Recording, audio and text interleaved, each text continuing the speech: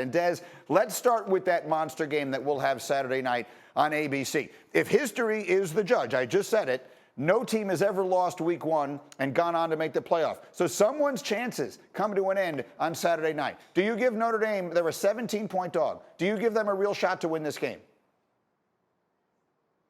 I tell you what, Greeny, it's a big hill to climb for Notre Dame and Coach Freeman to go into the shoe and beat Ohio State, especially against C.J. Stroud. I mean, at this point, Vegas has him penciled in as the favorite to win the Heisman. You have Njigba, his receiver, who's one of the best receivers in the country, Trevion Henderson. I mean, they have an explosive offense. If Notre Dame is going to pull off the impossible, they're going to have to slow down that offense. The one thing that Michigan was able to do a year ago when they played Ohio State was they were able to slow down the offense and make them sustain 10, 12, 14-play drives.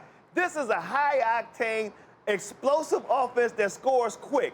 Big playability. I think if you make them methodically drive the ball down the field, play after play, series after series, that's going to play into Notre Dame's hands because it takes Ohio State and Ryan Day, it takes them out of their rhythm. So the defense for Notre Dame is going to have to play a monster game if they're going to pull off this victory. All right, so understanding the way this all works, and Desmond, no one understands it better than you. This game, someone is going to lose this game in the first weekend of September, and both these teams are thinking about trying to play in the first week of January. So with the way everything shapes up, which one can better afford to lose? Which team can lose this game and still have the better chance of making it to the playoff in the end? Greeny, I would have to say Ohio State because a year ago, don't forget, Ohio State was a highly ranked team. They played Oregon at home early in the season, and the Oregon Ducks beat Ohio State in Columbus on that Saturday afternoon.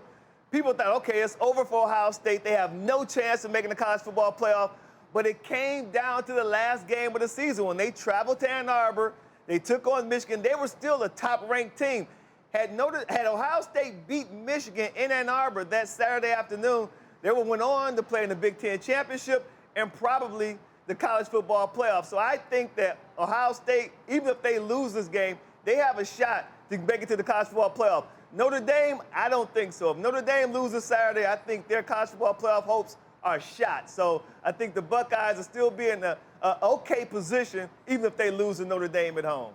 All right, so what's at stake? There you have it, almost everything. In the meantime, Desmond, I want you to hear this sneaky big news. This came across our wires yesterday, and I think it's important to make sure everyone is aware of this. So there's going to be this virtual meeting tomorrow, right? 11 people are going to get together on Zoom. They're presidents and chancellors. They're the people who make the decisions in college football. And there is a really good chance they will vote on a format, and they need to unanimously agree. But if they do, it would mean that the college football playoff could be expanded as soon as 2 years from now, 2024. So this is stuff I think, Desmond, fans care about and is one of the preeminent voices in the sport. I will just ask you directly, are you in favor of the playoff expanding as quickly as possible? Greeny, I fought it for so long. I didn't want these student athletes to have more games, extra games, but, you know, it's inevitable. And why not? Why delay it? So I understand that they want to expedite this process. I think about a year and a half ago, there were secret meetings about expanding the college football playoff. But then when the Big 12 lost Oklahoma and Texas, that sort of realignment set things back. And now you're looking at the Big 10. They're adding UCLA and USC. In the Big 10, 10 months ago, when they had these meetings, they voted against expansion.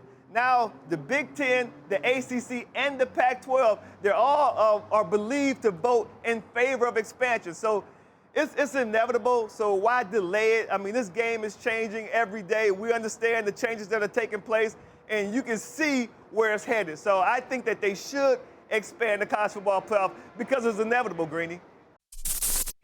Thank you for watching ESPN on YouTube. For live streaming sports and premium content, subscribe to ESPN+.